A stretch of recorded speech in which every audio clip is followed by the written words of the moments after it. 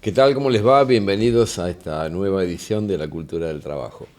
Bueno, encarando una semana donde, además de el 1 de mayo en sí mismo, estamos con una movilización previa, importante movilización previa con la CGT y las dos CTA, la CTA de los trabajadores, la CTA autónoma, al Monumento del Trabajo. La verdad, más que oportuno. Más que oportuno, sabiendo de que hoy por hoy tenemos absolutamente todos nuestros derechos comprometidos en una política, una discusión con un gobierno que se ha dedicado sistemáticamente a promover, ya sea por intermedio de la ley base, ya sea por proyectos que se van presentando en diputados, se han dedicado a ver de qué manera debilita las organizaciones gremiales. Esto obviamente tiene un sentido.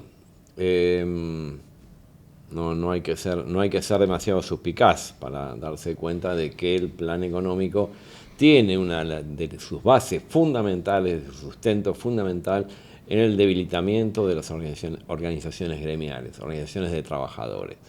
Entonces, muy buena, muy oportuna esa movilización, que no siempre, y esto tenemos que hacernos cargo, no siempre se ha logrado una movilización conjunta, muy oportuna. Vamos a asistir, por supuesto, vamos a ir con todos nuestros compañeros y compañeras y llamamos a participar de la misma, y en un 1 de mayo, o para un 1 de mayo, que conmemore justamente la lucha, que conmemore la reivindicación, que vuelva a poner de pie lo colectivo por sobre lo individual, porque una de las grandes batallas que estamos librando es, más allá de las instituciones, es en la cabeza de nuestros compañeros y compañeras.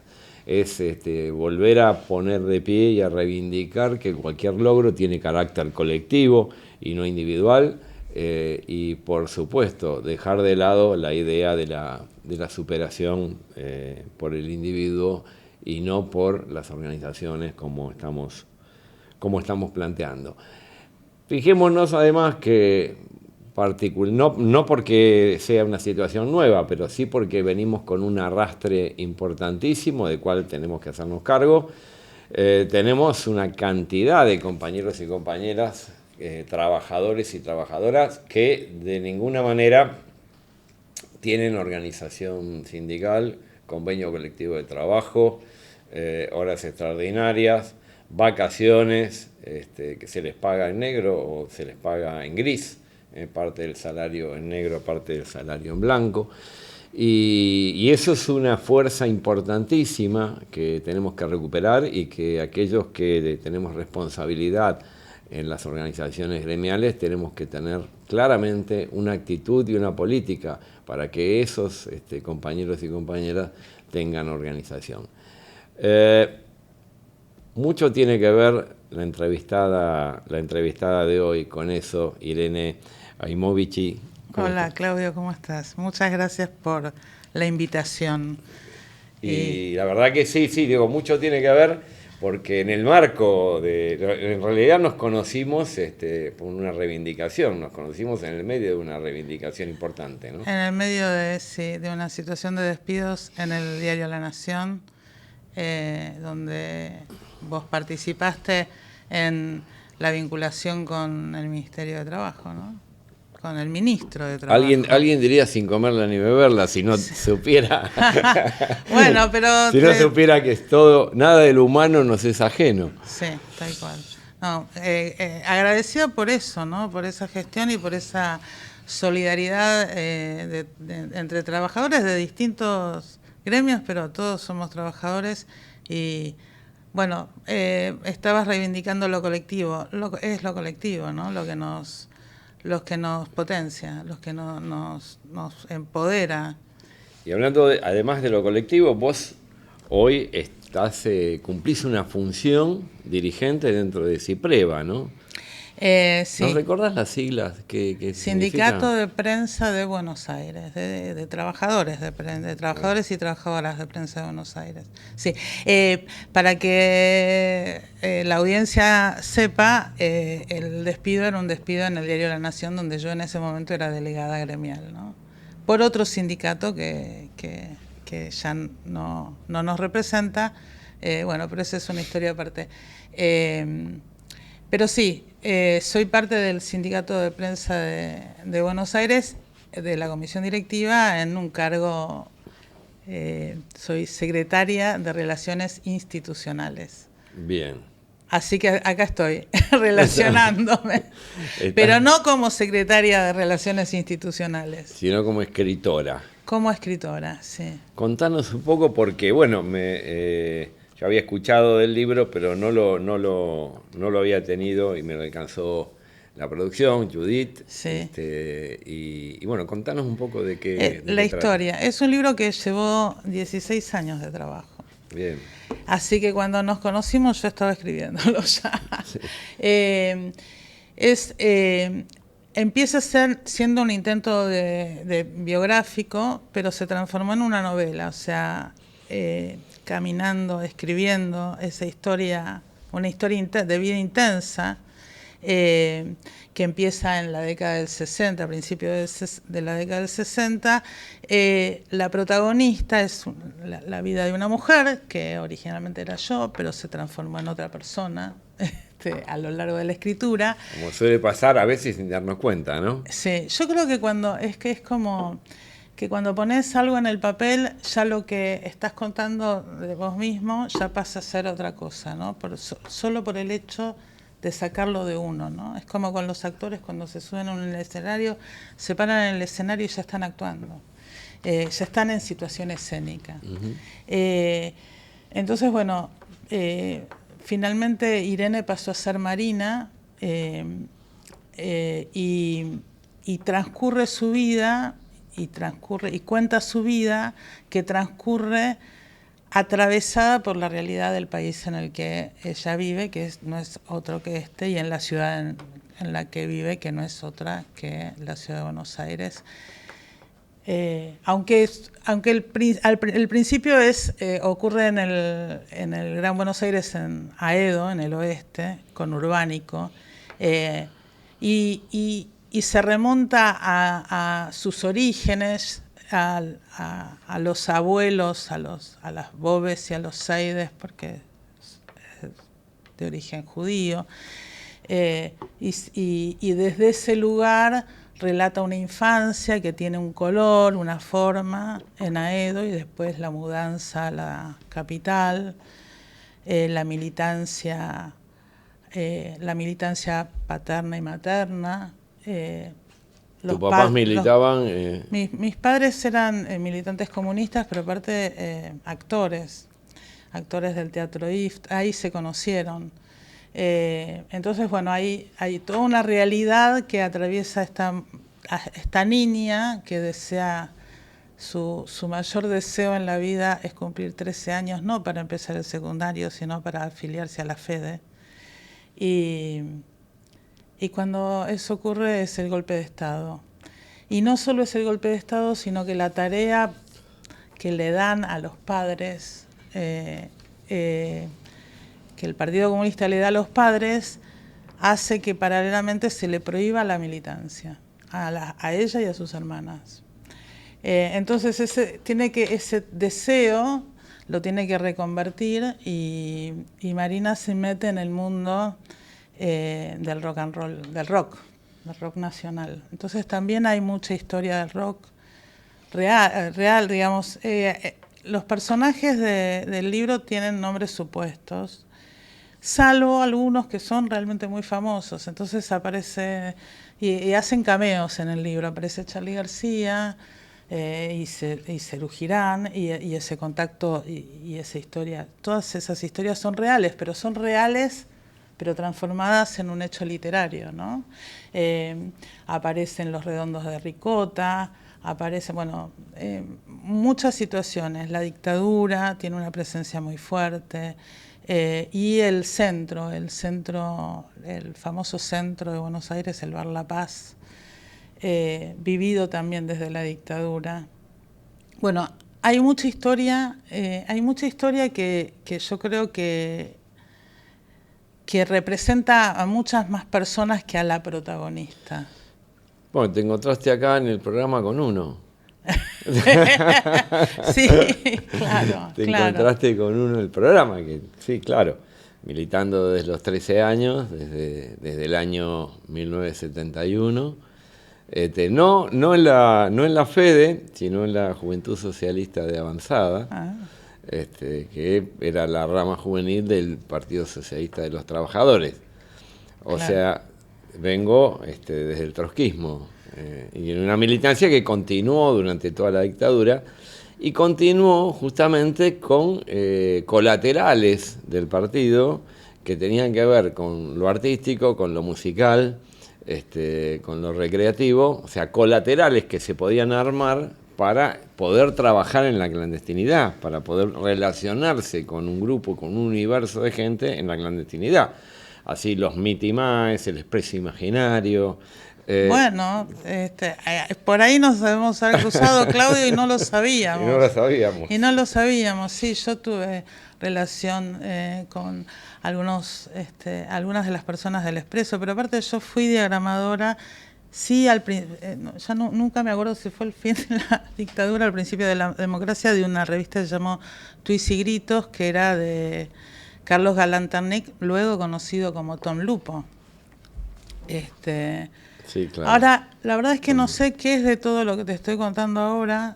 Lo que te conté hasta recién sé que está en el libro, pero el libro hoy tiene 260 páginas, llegó a tener 500 o más, e incluso hay muchas cosas que yo, de esa historia vivida, que yo tuve que ir decidiendo no contar, porque si no hacía una enciclopedia, digamos. Lo cual demuestra que he sido una chica muy inquieta. Y que además tenés buena memoria. Y bueno, no sé si tengo tan buena memoria, sobre todo, ¿sabes de qué tengo memoria? De lo emocional. Claro. Tengo una memoria muy emocional, entonces de lo que yo sentía en esas situaciones, y eso es lo que intenté todo el tiempo poner en el libro para empatizar o sea, para que el lector no vea solo una escena, sino la perciba desde lo vivencial, ¿no? Desde lo que le pasa a ese personaje con esa situación. Y algunas cosas, y las inventé, o sea, algunas cosas que no me cerraban así como habían ocurrido, o que mi memoria no podía completarlas, las completé con el trabajo de la escritura, digamos, de la imaginación del escritor que dice, bueno, si este personaje está en esta situación y está pasando esto y esto, ¿para dónde va? Y bueno, un lugar que puede ser es este, ¿no? Ir para allá. Así que hay también un poco de invención en función de que el relato sea un relato literario, interesante, atractivo. Algo que tiene el libro, que por eso te decía que venía bien para estos momentos angustiantes, es que el título del libro es Aprieta pero no ahorca, ¿no? La frase original es Dios aprieta pero no ahorca. Yo soy atea, así que el Dios me lo tenía que sacar porque si no quedaba como que estaba proponiendo una cosa religiosa. Pero aprieta pero no ahorca puede ser la vida, la naturaleza, las circunstancias. Y el pero no ahorca es porque Marina ha pasado a través de su vida, que ya lleva 60 años, por muchas situaciones extremas, ¿no? No sé si súper extremas, probablemente alguien que esté viendo este programa diga, no, pero a mí me pasaron cosas mucho peores que las que cuentan en el... Bueno, pero son muchas situaciones extremas, ¿no? Vivir la dictadura en una casa donde se militaba dirigiendo, intentando conducir, digamos, intentando desde el Partido Comunista en ese momento meterse en las suboficialidades de seguridad y militares, por ejemplo. O sea, porque mi papá era actor, pero la tarea que le dieron en ese momento fue esa, digamos, mejor contada en el libro. No puedo espolear mucho porque si no... claro, o sea que había un nivel de riesgo altísimo que, bueno, por supuesto, si estoy contándolo es porque no pasó nada, pero después mi viejo también laburó en la película de Raimundo Gleiser, en Los Traidores, y en ese momento fue también un momento de riesgo. No nos fuimos del país, pero estuvo en discusión si nos íbamos o nos quedábamos. Y después de eso, bueno, meterse en el mundo del rock, y a cada recital que ibas estaba la cana, toxicomanía, reprimiendo, que yo, y si ibas a... Eso por un lado. Y después, bueno, vuelve la vuelta a la democracia y la construcción de la independencia y qué sé yo, y en un momento esa chica que tenía un mundo interno muy rico, ve La Noche de los Lápices y algo se le quiebra adentro y termina internada un mes en un psiquiátrico. Y sale y se recompone. Y Y después arma una pareja y tiene el primer hijo y tiene el segundo hijo, que es una hija con una discapacidad enorme. Y sale y se recompone. Y todo el tiempo y la vida le va pegando y ella va encontrando la manera, y sobre todo nunca abandona ese sentimiento de que las cosas no son solos, ni siquiera cuando te pasan cosas solo a vos, digamos, sino que las cosas son, los cambios son con los otros. Los cambios son con los otros. Me quedo con eso. Me quedo con eso último, ¿no? Bueno.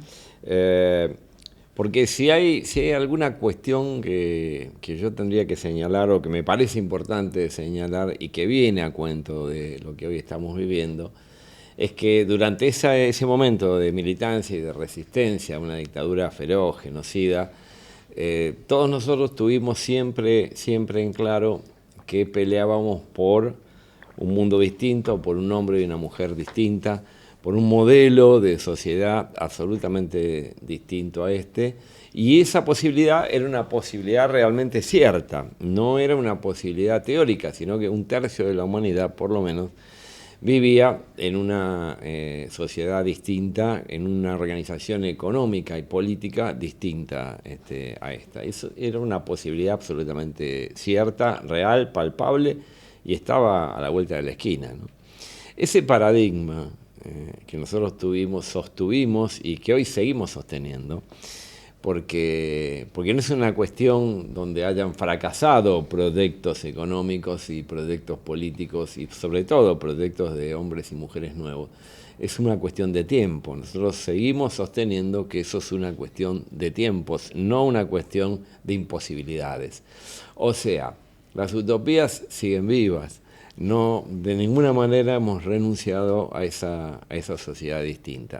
A mí me parece que es una característica de aquellos que venimos militando desde los 70 y venimos sosteniendo esa necesidad de un cambio absolutamente radical de la situación que hoy tenemos. Creo que el tiempo nos sigue dando la razón, porque ninguno de esos problemas se resolvieron, por el contrario, se agravan cada vez más, ¿no? Sí, mira, yo creo que el mundo sigue siendo mayoritariamente mejor al que vivimos nosotros. Digo, nosotros tenemos como una visión de que todo es lo que pasa acá en Latinoamérica, incluso en Latinoamérica, digo, en Latinoamérica tenemos una cantidad de gobiernos sí, claro, populares que están dando la pelea con el mundo, con el imperialismo anglosajón, como los nombres pueden cambiar, pero estamos siempre hablando de la misma, esa propuesta de mundo para pocos, de un mundo para pocos, con una mayoría humana excluida. Bueno, sí, yo sigo pensando que es posible ese otro mundo y que existe, que está por ahí, que está en China, que está en Rusia, aunque tengamos aspectos de esas culturas, o de esas culturas que no nos gustan. Hay demostraciones en Cuba, hay demostraciones, lo que está pasando en México, reales de que un mundo mejor, un mundo más equitativo, un mundo más humano. Mira, yo sigo siendo atea, pero la verdad es que el Papa que se nos acaba de ir nos trajo algunas, puso sobre la mesa algunas palabras que parecían descartadas, ¿no? Un mundo más humano.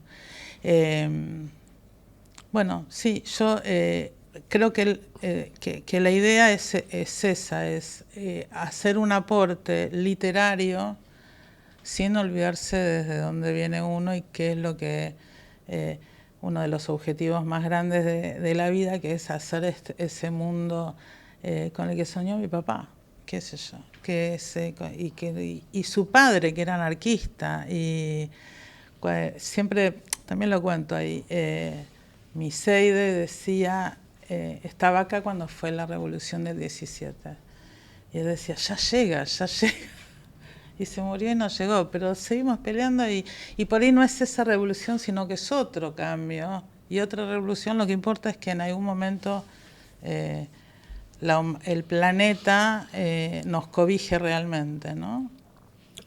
Vos sabés que hasta el momento, bueno, uno podría decir o uno podría pensar de que estas cuestiones que nosotros sostenemos, planteamos, que muchos sostenemos y planteamos, no se han podido plasmar. Y sin embargo, cuando uno piensa qué sería del mundo si no existiera una resistencia a la injusticia, o sea, qué sería del mundo si todas estas cuestiones terribles que está generando este sistema global no tuvieran una contrapartida, una posibilidad de resistir y de convertirse en otra cosa. Si no existiera esa resistencia, ¿cuál sería el resultado? Y claro, creo que, claro, porque uno lo imagina desde aquellos que nos oponemos a que el hombre siga siendo el lobo del hombre, ¿no? ¿Y qué pasaría si eso no existiera? O sea, no existiría la esperanza, no existiría, y no podríamos frenar esta cuestión tan injusta y tan perjudicial para la mayoría de la humanidad. Entiendo que la militancia es una experiencia que permite una realización de carácter personal, no solamente de carácter colectivo, ¿no? En lo personal es una forma de vivir la vida entendiendo que se puede ser feliz solamente si los demás lo son. Es así, es así. También está esta parte, digamos, la otra parte, que es la de producir, crear cosas, que completa eso, ¿no? O sea, yo hoy siento que a veces también, digo, no se puede militar si uno no tiene un motivo muy personal para hacerlo. Ese deseo que puede ser el deseo del bienestar colectivo, ¿no? Pero tiene que estar ese deseo internamente en uno. O tiene que estar, qué sé yo siempre cuento cuando decidí ser delegada, yo tenía una situación muy difícil en mi casa y con mi hija. Y ser delegada me permitía tener un espacio dentro de mi tiempo de trabajo de realización personal. O sea que había un motivo más allá de que yo creyese que había que ser gremialista, que yo había algo personal que podía realizarse en ese espacio. De lo personal y lo colectivo van de la mano. Bueno, la verdad, muchísimas gracias por el libro, Irene. Yo creo que en definitiva, bueno, la elección que tenemos aquellos que militamos por una causa colectiva, reivindicamos una justicia colectiva, también, bueno, marca una forma de trascendencia, o sea, un deseo de trascendencia. Y ese deseo de trascendencia es un deseo particularmente, entiendo que particularmente noble. Digamos, se puede trascender de muchas maneras. Se puede ser célebre o tristemente célebre, ¿no? Que son dos cosas bien distintas. Pero aquellos que decidimos trascender desde promoviendo la realización de todos y no solamente la individual, me parece que hacemos diferencia, ¿no? Y bueno, el libro seguramente también lo hace, así que lo vamos a recomendar a todos nuestros compañeros y compañeras, y te agradezco muchísimo el haber venido y la presencia en el programa. Bueno, yo a vos, gracias por el espacio. No se vaya, por favor, que el programa sigue.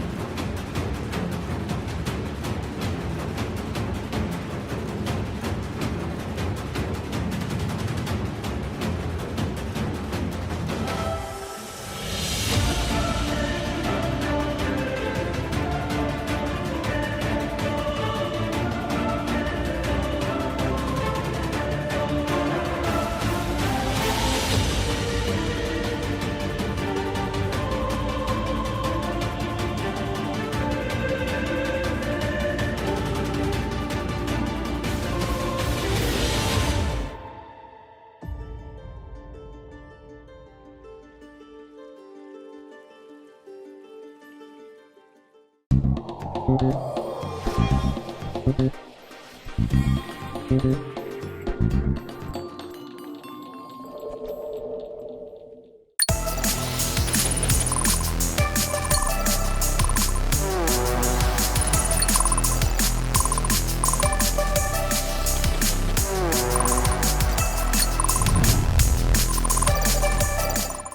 el corazón de la ciudad de Buenos Aires, en el barrio de Caballito, se encuentra la Clínica del Parque Centenario, un lugar pensado y construido para las familias de las telecomunicaciones.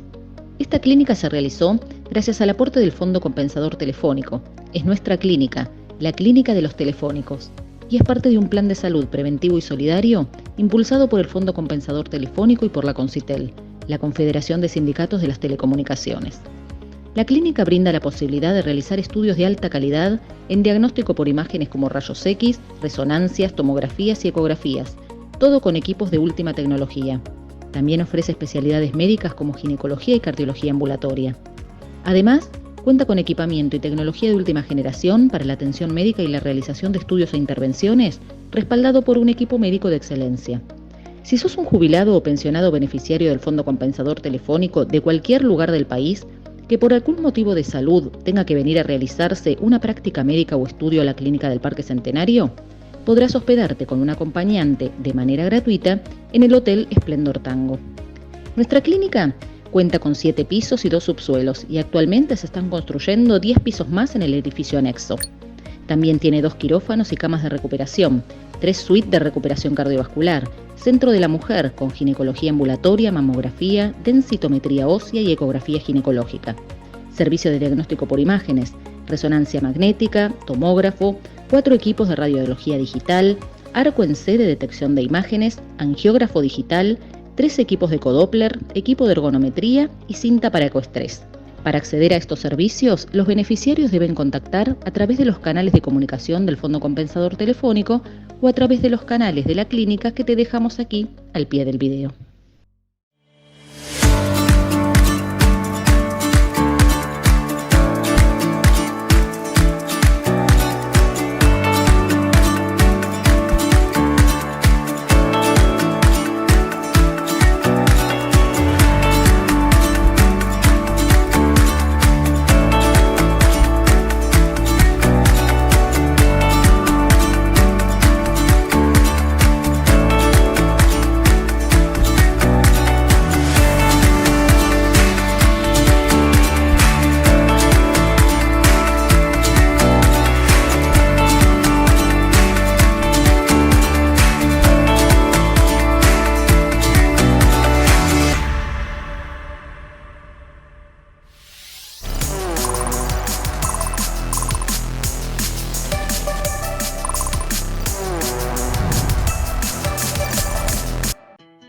Este lunes 22 de abril, el Sindicato de Obreros y Empleados Telefónicos de Corrientes, SOETCO, mantuvo un encuentro institucional con el intendente de la ciudad de Corrientes, doctor Eduardo Tassano, donde se presentó formalmente una propuesta para la conformación de una mesa intersectorial sobre inteligencia artificial y nuevas tecnologías.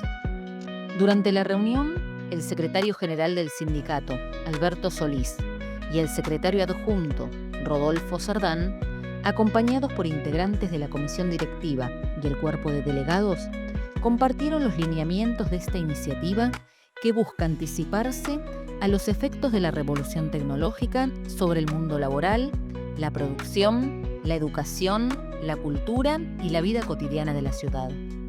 La propuesta del SOETCO plantea que el municipio asuma el rol de coordinador de la mesa, convocando a organizaciones sindicales, cámaras empresarias, instituciones educativas, espacios culturales, organizaciones intermedias y todos los actores que considere pertinentes.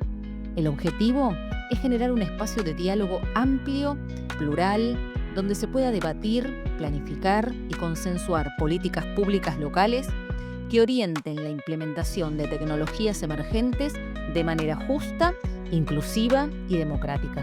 Entre los puntos centrales se destaca la elaboración de un documento de acuerdo programático con propuestas y líneas de acción para el corto, mediano y largo plazo, así como el fortalecimiento del trabajo conjunto entre sectores diversos frente a los desafíos que impone la inteligencia artificial y la automatización. Desde el SOETCO se subrayó la importancia de que la ciudad de Corrientes no sea una simple espectadora de estos cambios, sino que asuma con decisión el rol de protagonista, construyendo desde el presente un futuro mejor para todos y todas.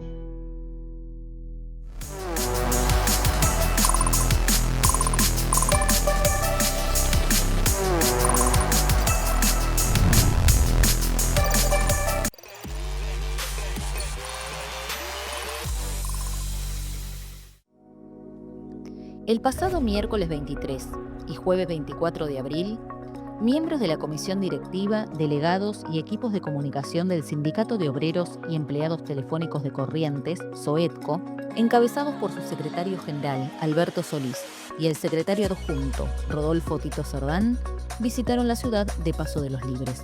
Durante la visita, mantuvieron reuniones institucionales con el intendente de Paso de los Libres, el doctor Martín Ascúa, y con la presidenta del Honorable Consejo Deliberantes, Karina Roldán, junto a concejales de la ciudad. La jornada concluyó con una reunión plenaria junto a trabajadores y trabajadoras telefónicos de Paso de los Libres, en la que se acordaron temas sindicales de actualidad, se debatieron problemáticas de la actualidad y se presentó la propuesta de creación de una mesa de trabajo intersindical sobre la inteligencia artificial y las nuevas tecnologías. Este espacio de carácter abierto y plural busca analizar, planificar y anticipar el impacto de la revolución tecnológica en el mundo laboral y social. Desde SOETCO se reafirma el compromiso de construir un sindicato para el futuro, con todos y para todos.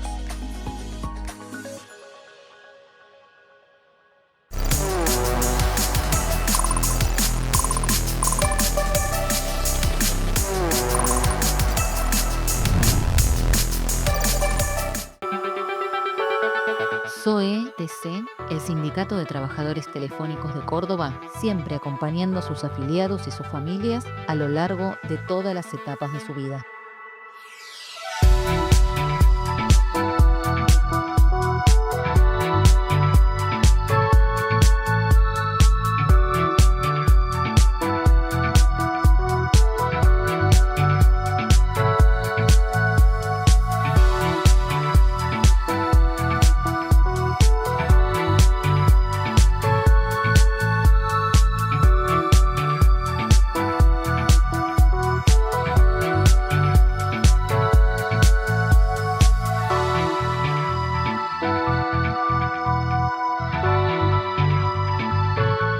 SOE-TC, el Sindicato de Trabajadores Telefónicos de Córdoba, siempre acompañando a sus afiliados y sus familias a lo largo de todas las etapas de su vida.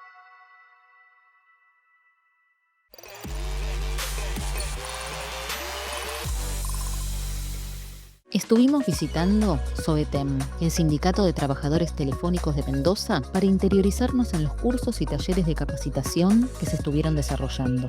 A través de un acuerdo realizado con FODA, Academia de Oficios Digitales, se realizaron diferentes talleres en inteligencia artificial aplicada a la fotografía y talleres de robótica y mundo 3D. SOETEM, en su búsqueda permanente de capacitación para sus afiliados, brindó también charlas y talleres sobre diferentes temas. 1. Proyectos de inversión para microemprendedores. 2. Capacitación política, económica y sindical argentina. Y 3. Charlas sobre salud mental, niñez y adolescencia. El objetivo principal es acortar la brecha de acceso al conocimiento tecnológico para las nuevas generaciones, para su presente y futuro, y también para los profesionales que ya están trabajando y necesitan actualizar sus conocimientos. SOETEM, siempre en su búsqueda permanente de capacitación, al lado de los trabajadores de las telecomunicaciones y de sus familias.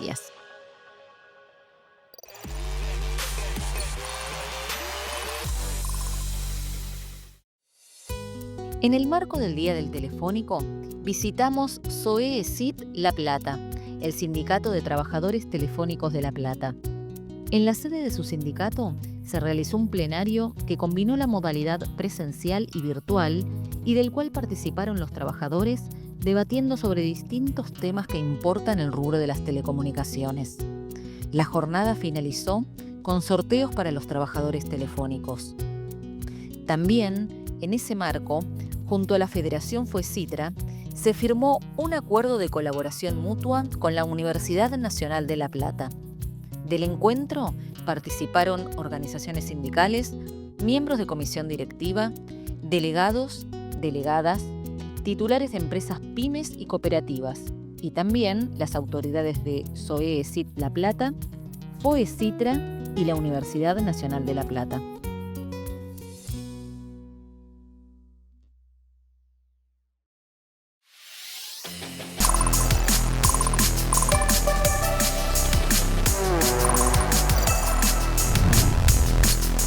Hola, hoy nos visita para charlar con nosotros Silvia Cinquemani. Ella es de Citratel, el sindicato de telefónicos de la ciudad de Rosario. Hola Silvia, gracias por venir. No, gracias a ustedes, Nati. Hola a vos, hola a la audiencia. Agradezco yo la oportunidad que me dan este espacio para que los telefónicos y los no telefónicos conozcan un poco la historia y mi historia de Citratel Sindicato Rosario. Y ya que decís eso, contanos un poquito acerca de vos para la gente que todavía no te conoce. Bueno, mi historia es un poco larga porque como ustedes verán tengo unos cuantos años. Yo entré en la empresa Entel en el año 72 como operadora de tráfico de larga distancia. Vivimos toda la lucha de la privatización, que fue una lucha muy, muy, muy dura, hasta que, bueno, finalmente por la parte de Rosario quedamos en la empresa Telecom. En el año 92 me ofrecen la posibilidad de ser candidata de previsión social para integrar la comisión directiva de Citratel Rosario. Y bueno, ganamos las elecciones, accedo a la secretaría y de ahí en más iniciamos una labor terrible junto con la comisión de jubilados, porque nuestro estatuto prevé la formación de una comisión de jubilados sin personería jurídica propia, sino dentro del propio sindicato. Y junto con todo ese grupo de compañeras más grandes que yo, que ya venían trabajando, iniciamos una tarea social asombrosa que convirtió a los jubilados y a las jubiladas en una parte fundamental del sindicato. Se convirtieron en lo social y en lo político en un brazo muy importante de nuestro sindicato. Qué hermoso, todo eso debe tener, pero miles de anécdotas tendrás. Hay muchísimas anécdotas, muchísimas. Desde ese momento empezamos a trabajar con personas con mucha sensibilidad para ayudar a los compañeros telefónicos con más necesidades, los que tenían el haber más bajo. Se ayudó a esa gente. Era la época en que la obra social le exigía órdenes médicas, había una devolución de órdenes médicas. Se organizan fiestas que se llevan hasta el día de hoy. Este último año tuvimos una gran fiesta, como todos los años, con los jubilados, con otra población, digamos, porque ya muchos de los que iniciaron aquella epopeya ya no están, nos miran desde el cielo y siempre están con nosotros. Y hoy están los nuevos jubilados que también participan de todo eso, pero ya quizá no tan compenetrados como en aquella época. Realmente yo estoy muy, muy, muy feliz. Sigo trabajando en la comisión de jubilados. Muchas de mis compañeras ya muy viejitas no están. Otras no están con nosotros en la comisión porque están impedidas en lo físico o en lo mental, pero para mí realmente es una gran emoción seguir estando ahí. Calcular los años, uno ha vivido mucho, han pasado un montón de cosas por nuestras vidas y hoy por hoy tengo el honor de integrar este consejo de administración del fondo. Es muy, muy emocionante para mí. Poder dar mi mirada junto con el compañero Jorge Silver, que somos los dos jubilados que integramos el consejo y damos nuestras miradas desde el punto de vista de los jubilados. Te emociona, lo tuyo es lo humano. te emociona? Me Tu emociona, trabajo es- como verás que me emociona, me emociona. Ha pasado toda una vida y si trata el Rosario, hoy por hoy, es un sindicato con mucha sensibilidad. Eh, el que llama se lo atiende, estés donde estés, y si no podés atenderlo, lo llamás al rato. Ellos, por ahí, no todo el mundo es bueno y es justo, sino que reclama más de lo que se puede hacer o dar, pero en general hay un agradecimiento terrible de la gente. Y ya te digo, y siguen siendo un brazo político sumamente importante dentro de nuestro sindicato. Y en un principio, cuando vos entraste al mundo de las telecomunicaciones, ¿qué te llevó a ir al mundo sindical? Nosotros era un grupo muy grande. En esa época era Entel. Entel no facturaba. Había habitaciones llenas de unos tiquecitos que eran los que eran el dinero que no se cobraba al abonado, no era cliente, era abonado en esa época. Hacía 10 años que no entraba gente nueva y aparece la tecnología. La tecnología a partir de una graborificadora IBM con cassette. Entonces allí se grababan, por supuesto, con todo un sistema de zonas y oficinas y demás, se grababan las llamadas, y nosotros entramos, éramos un grupo de 100 personas jóvenes que salíamos del colegio secundario. Yo entré con 18 años y un mes allí. O sea, fue tu primer y único trabajo. Fue mi ¿Te quedaste? primer y único trabajo. Entonces, grabábamos, teníamos una producción pareja y teníamos un delegado, porque aunque éramos contratados, porque no éramos personal efectivo, ya había un contratado que era hijo de un dirigente gremial de nuestro sindicato, que ya desde ese momento nos inculcó la lucha sindical y luchar por nuestros derechos. Entonces íbamos todos los días al sindicato, a la comisión directiva, a pedir la efectividad, la famosa efectividad. Pues nosotros no teníamos vacaciones, bueno, como era un contrato basura, digamos, que hoy le llamarían. Entonces ahí nos fuimos metiendo. Ahí empezamos a trabajar. Siempre, por supuesto, yo no fui delegada de mi sector nunca, cosa que es extraño, pero siempre con la concurrencia a las asambleas y siempre trabajando por la igualdad, por la lucha, desde lo más grande hasta que si faltaba, no había limpieza o faltaba papel higiénico. Siempre en lo colectivo. Siempre en lo colectivo. Incluso había compañeros que no llegaban a esa producción, que me exigían medianamente. Ayudábamos a los que no llegaban. O sea, era un grupo tan maravilloso. Hasta el día de hoy nos vemos y nos unimos como jubilados, ¿viste? O sea que es una cosa sumamente emocionante. Y después llega el año 91, 92. Era 91 y alguien me dice, ¿vos querés ser secretaria de previsión de los jubilados? Bueno, qué sé yo, a mí el tema de lo social me encantó siempre. Y entonces así fue. ¿Cuánto tiempo pasó desde que entraste, que dijiste los 18? Desde los 18 hasta los 30 y en año 92, 37. Y Ahí militando, colaborando. ahí con el militando, sindicato, colaborando, colaborando. siempre respetando, siempre tratando de que la gente tomara conciencia de lo que era parar cuando se dictaminaba un paro. Lo Siempre importante de la lucha. lo importante de la lucha. Entonces me ofrecen ser secretaria de previsión. Yo no entendía mucho qué ocurría ahí, pero claro, cuando empiezo a ver toda esa gente, esas jubiladas mayores que yo, con ganas de hacer cosas, entonces era de ponerse, sentarse en el escritorio y coordinar. Bueno, vamos a hacer esto, vamos a hacer lo otro, vamos a hacer lo otro. Era un poco por momentos difícil conseguir los fondos para todo eso. Por todo eso que se hacía era dinero, Claro. porque el afiliado al sindicato tenía una cuota mínima que no se le subía nunca, pues tenía que ser decisión de una asamblea. Y bueno, como siempre fue la población más vulnerable, los que menos ganaban, ellos tenían su casa allí.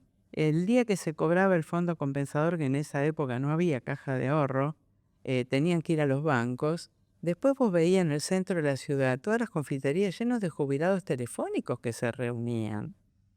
Cuando iban al sindicato era un momento de tener un termo con té, con jugo, hablar, escucharlos. A veces hemos escuchado historias muy, muy duras, porque a veces, viste, las personas mayores no son muy escuchadas por los jóvenes. Los jóvenes están en sus propias vidas, con sus problemas. Hay hijos que sí escuchan, parientes que escuchan, pero un alto porcentaje no ocurre. Entonces ahí estamos nosotros. Para contener. Para contener. Escuchamos. Hay cosas que no le podemos dar solución. Nosotros no podemos hoy por hoy solucionar el problema de un haber mínimo. Pero bueno, le arrimamos por ahí ya tengo una ayuda solidaria, una ayuda para los que no cobran fondo, porque hay compañeros que no pueden cobrar fondo porque no cumplen con los requisitos, se le da una ayuda. Y ya te digo, y yo estoy muy feliz. Yo estoy, es como que digo, me puedo morir tranquila porque he hecho todo. Me duele un poco el tema de que los años pasan, la vida pasa. Ya hoy por hoy la gente joven mucho no quiere colaborar con ese tipo de trabajo, de escuchar, está apabullados con sus propios problemas para estar escuchando las cosas de la gente mayor, que se vuelven niños por momentos. Es muy tierno, es muy lindo. Yo estoy muy feliz con la función. Y desde que estoy acá, hace 8 años más todavía, porque con el compañero Jorge Silver tenemos una gran sintonía. Y hacen un gran trabajo. De hacer no sé si de pronto un gran trabajo, porque el gran trabajo lo hace todo el consejo, pero aportar nuestra mirada como jubilados a todo este consejo que está formado por la mayoría de los compañeros activos. Silvia, ¿qué mensaje le querés dejar a los compañeros de las telecomunicaciones de todo el país? Mi mensaje es la unidad. Sin unidad nada se logra. Yo he tenido la suerte o la desgracia de que en todos estos años hemos vivido un montón de situaciones, en general siempre desfavorables para los trabajadores y para los jubilados. Algunos gobiernos más, otros menos, pero siempre ha habido que luchar y solo no se logra nada. La unidad de todos los telefónicos y también que los compañeros activos piensen que la vida pasa, que van a venir grandes, que van a ser jubilados y que van a tener un montón de necesidades también afectivas y de contención. Bueno, gracias Silvia por venir. Un placer. Por nada, Nati. Gracias a ustedes por esta oportunidad. Gracias.